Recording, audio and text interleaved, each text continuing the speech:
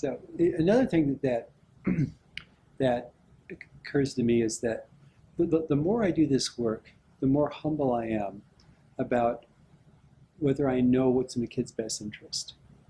Huh. And I think that partly because we don't really know what a kid wants for himself. We don't really know what kind of life a kid wants. And I see so many kids who go pedal to the metal, and they are really good students, and they're athletes, and they're student government, they do everything they do to get into elite college.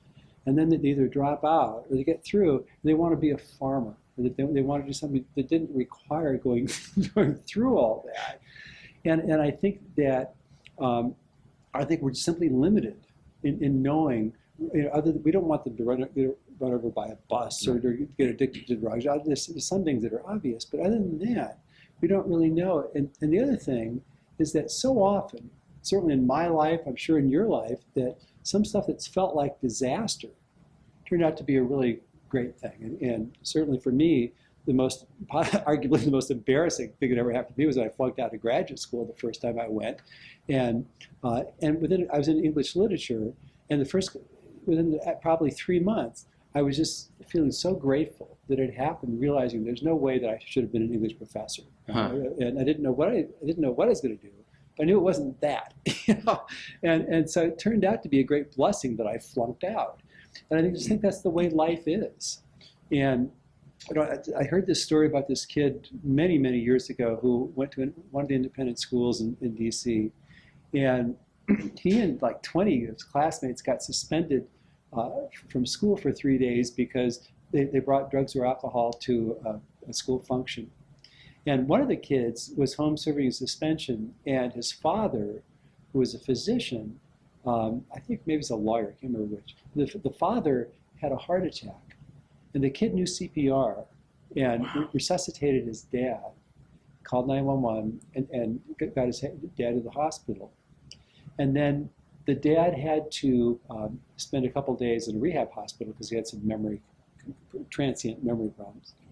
And so the family had to cancel the vacation on the beach in Indonesia the week that big tsunami hit. Wow. And so this kid and his peers have been wondering the last many, many years, was it a good thing or a bad thing? Did the dad have the heart attack because the kid got suspended? Or did the kids obviously the kids saved the family's life in any case because they didn't end up on the beach in Indonesia.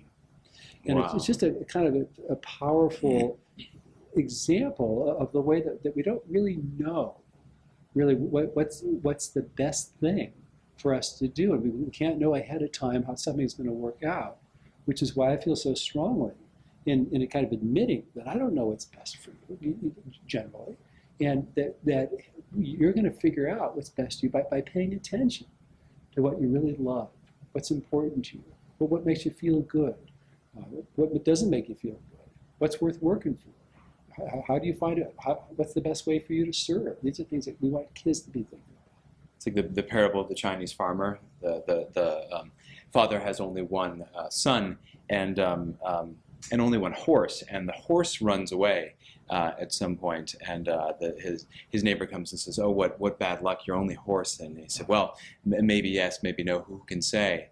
And then so now the son's out there pulling the plow, behind dad, in front of dad. And then a few weeks later, the horse that had run away comes back, and it has a handful of other horses with it. Found a wild horse and brought them back. And the neighbors, what good fortune! My gosh, you had one horse and now you have 5. This is amazing as well.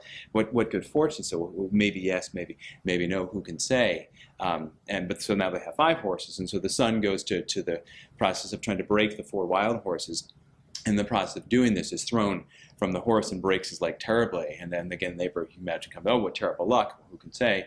And then finally, or the last part of the story that I know, the emperor calls to raise an army that they're waging war against somebody, and every household has to send one son, and he has but the one son, but because his leg is broken, he can't go. And it's interesting. My experience was a little bit like that. That's a kid not involved in drugs and alcohol, but I struggled a little bit my freshman year of college, and wanted to withdraw my first semester and not continue at least that year. And my mom really said, "No, you can't. I mean, you're worried you won't finish. You can't do it." And so I kind of, sort of muddled my way through, and then took off, then started, and then started say first semester of sophomore year with the exact same model of freshman year, and finally then said that's that I'm taking the year off, so that was hard, but sort of two things out of the result of that. One, because I was delayed. When I came back, I was I was a sophomore when I should have been a junior, and then my junior year when I should have been a senior, and on my way kind of out of there, I met this young gal and started dating, and it would have been perhaps too scandalous, or she would have thought me too immature, but because I was delayed that 1 year, I ended up, and she of course now my wife, and these little people who and so it's a little hard to paint that. And the other piece to that story is that because I had delayed a year, I was sticking around my senior year when I should have been off with a proper job, I suppose. And I happened to be there when I've an identical twin who went to college with me, who was really struggling and made a very, very serious suicide attempt. And the work that I'd done in junior year, among other things, was taking an emergency medicine course, and so was there. And so my GPA could have been better. I understand that, but it's like, well, I get to keep my brother, and I've got a wife and kids. Right. So, it's sometimes these trade-offs work out okay. Wow. So It is humbling, and I'm of a generation that grew up literally with father knows best, and then there's the women's movement. Well, mom knows as well as father does, right. And I think that our experience is that, well, they may know best about themselves, but they don't necessarily know best for the kid, because life is interesting, life is complex, and I think that knowing that, admitting that, I think it just makes kids more responsible. It makes them, they grow up, and it's not that we want to rush their development, but they become responsible human beings faster. It's also less of, I think, the pressure of father knows best, and he has to know what's best and sort of figure out his life and your life and my life. And if I'm not doing it right, gosh, that's a lot of burden. I agree.